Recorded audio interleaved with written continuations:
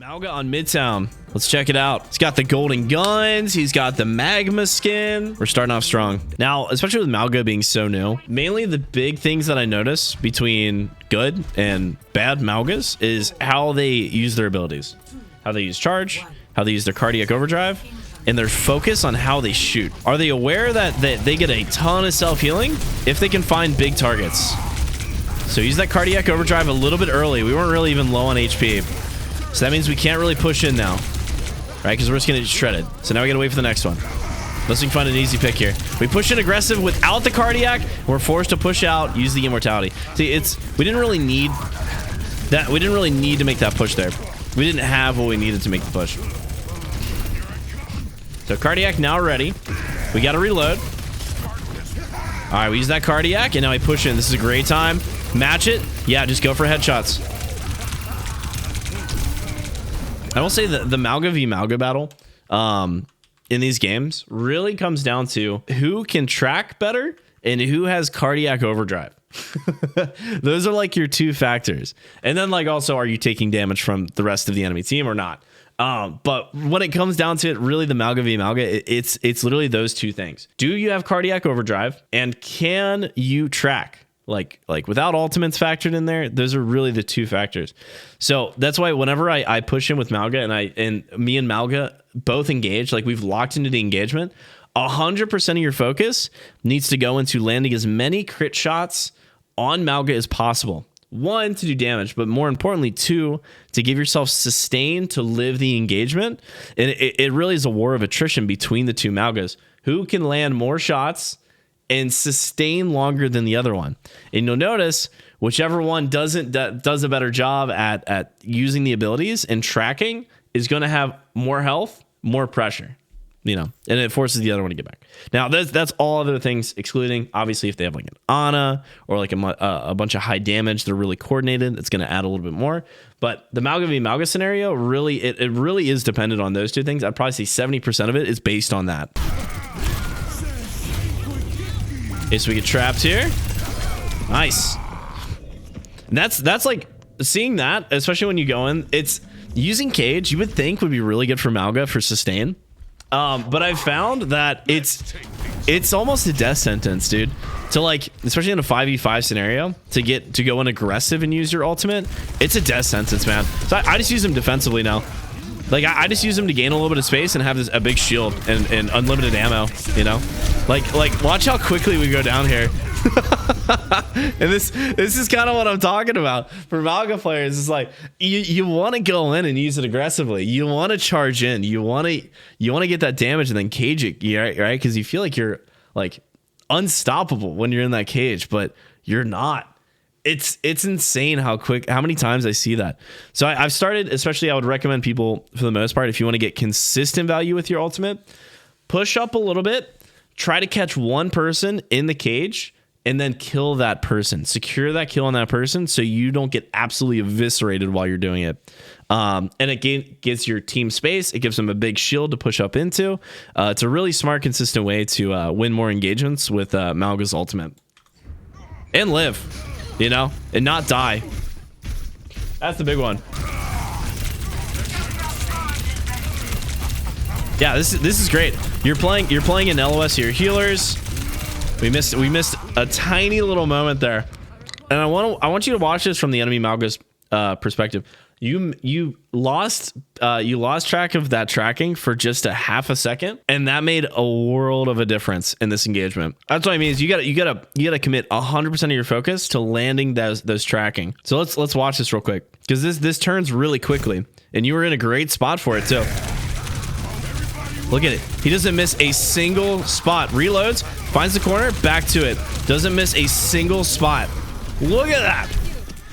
I'm still wondering. I'm pretty sure it might be better to not headshot when you're double gunning, because you go for the headshots here. This is the problem I have with headshots, is that it's harder to get more crit shots when they're on fire if you're only going for headshots. I think if he's not on fire, go for the headshots. Well, even then, it might just be more consistent to go for body shots during these engagements. I'm pretty sure it is, because you can hear how less. Listen to how many crit shots you can hear while you're aiming for the head during this engagement.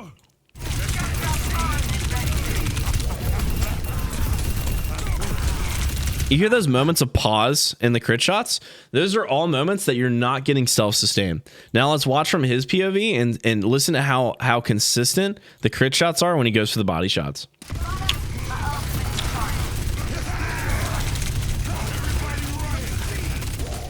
It's a constant feed, right? No downtime at all.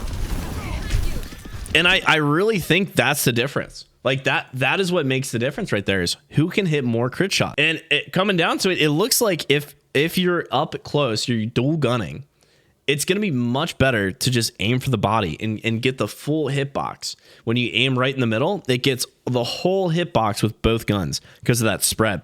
But if you aim for the head, you're getting half, I would say probably about half the crits from both your guns. Yeah, isn't that kind of crazy? I'm pretty sure going full body is the way to go. I don't even think you should be going for headshots. You're literally penalized for going for headshots on a Mauga v Mauga fight. Isn't that crazy? That's probably the first time in Overwatch history I've seen this. This is literally the first time in Overwatch history where you get penalized for going for headshots. All right, still struggling here. 3 minutes left on the clock. He obviously is going to have his cage first because he's won the past 2 engagements. We go with the Torb. Not a bad target, but again, oh, we get him. Nice. Good sustain here too. Good sustain. The only problem I have with going for smaller targets than Mauga, if Mauga is focusing you, if he's shooting you, he's getting sustain, you are not. Especially when it's smaller targets. When you try to push past the Mauga and go for other targets, you might be able to pick. And I will say your support did a great job with the coalescence there to support that push. But you're losing all that sustain. You're not getting nearly as much self-healing and overhealth that the enemy Mauga is. So you just got to be careful with that. If you're pushing in and just ignoring, it's really tough to ignore the Mauga when they're not ignoring you. You know, if they're off doing their own thing, you can go on their backline. That's fine. But it's really, really tough to ignore an enemy Mauga and go for something else without dying in the process, because you're getting so much less sustain, and he is just pumping his guns into you while you're kiting around him. So that's why it's really hard to like ignore the other Mauga. It really comes down to a duel. That's why I say it all the time. It's just a Mauga v Mauga duel. You know.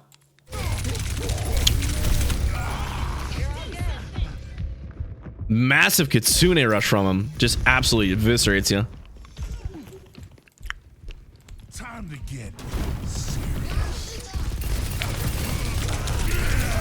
Yeah, play safe.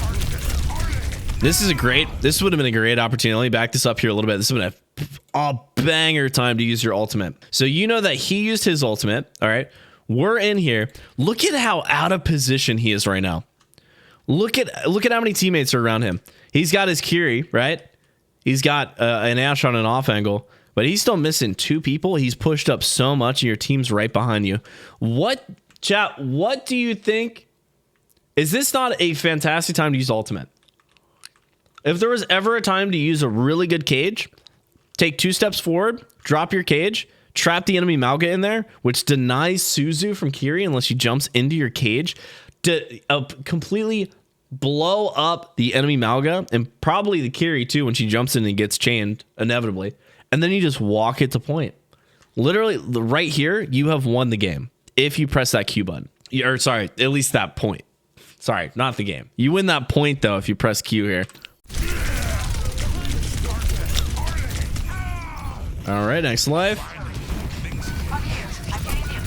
Oh.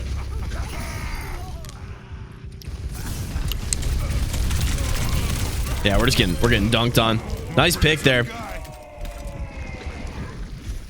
Molten Core comes out. We're waiting. They're down their Mauga. Now this is a great time to use your charge to go in and grab somebody with cage.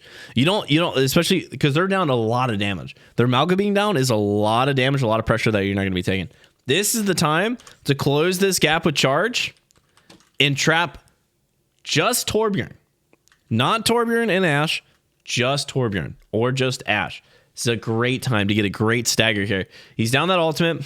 You guys are getting pressured. They're literally molten coring to try to get out. Like they're panicking. They're using molten core to pressure you guys so they can rotate back with their tank. This is the time you chase. This is one of those moments where you do use charge to chase with Mauga. Right here. And then use that Q button.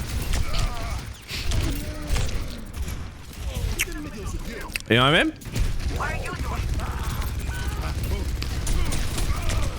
All right, Mauga's back now. We lose our Sombra.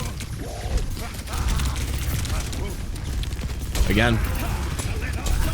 Trying to find a good opportunity for Cage here. Why do I got a feeling you're going to charge in and Cage? This is great. It's great that you didn't charge in. I think, yeah, you're going to get dunked, though. This is tough. This is a tough spot to be in. Good immortality, though, from your team. We use that immortality. They're not even shooting the immortality. Oh, my God. No, dude. No shot. They just ignored that completely. Look at that. Look at how much they just ignored the immortality. That's crazy. This is an example of what not to do, chat. If you're playing Mauga, and especially Mauga v Mauga, and you see that immortality go out, you need to shoot that immediately. Immediately. Because what happens right here when Mauga's no longer taking damage?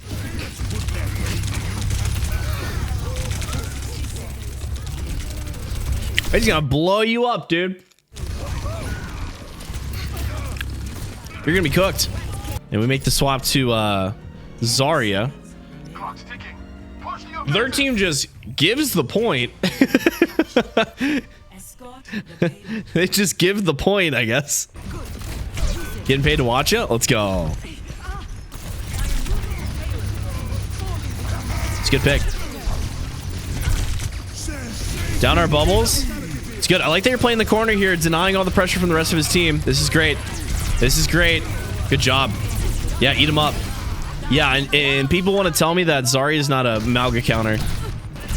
The amount of comments when I made my counter graphic, that like a little cheat sheet to go over like what are some like really good counters, some like decent counters, and like some okay counters. I put Zarya at really good. And this is the reason why. She denies the self-healing. She gets an insane amount of damage. She has a small and slender hitbox, and she can just delete Mauga. He doesn't get much self-healing when he's like trying to point blank Zarya. If he's up in her face, maybe, but like a few meters back, that man gets denied so much over health from just her hitbox being more of a tall, slender shape. She's a great counter to Mauga. I wonder if you guys are going to steamroll now. You made the swap to Zar. Uh-oh. Cooked. It's a great time to grab him, too. Fantastic time to grab Mauga. Keep him out of position right here. Even though Trance is going, grab him. Why not? Oh! Yeah.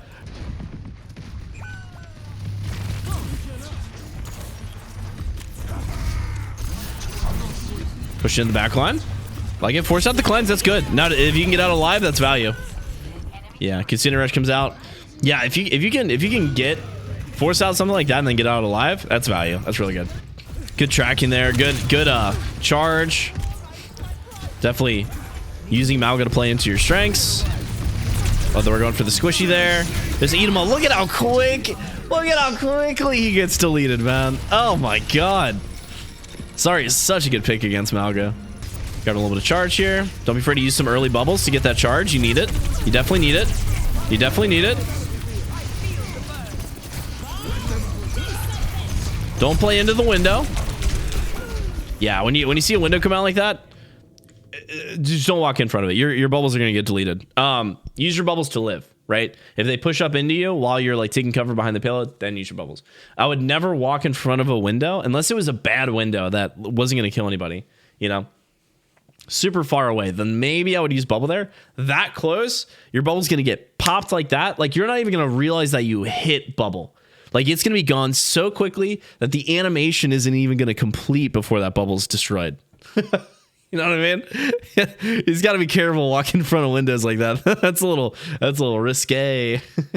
Hey guys, Spooky here. I just want to give a quick shout out to the Patreon subscribers. Big thank you for real for supporting me on Patreon. If you guys didn't know, for how we do these VOD reviews, these replays, it's basically people that support me on Patreon get a free VOD review every week. Yeah, that's every week. And it only costs $10 a month. And on top of that, you also get a monthly letter from me in what we call Boo Crew Mail. If you're interested in the details, go check out patreon.com/BooCrew. Thank you for watching and thank you for supporting.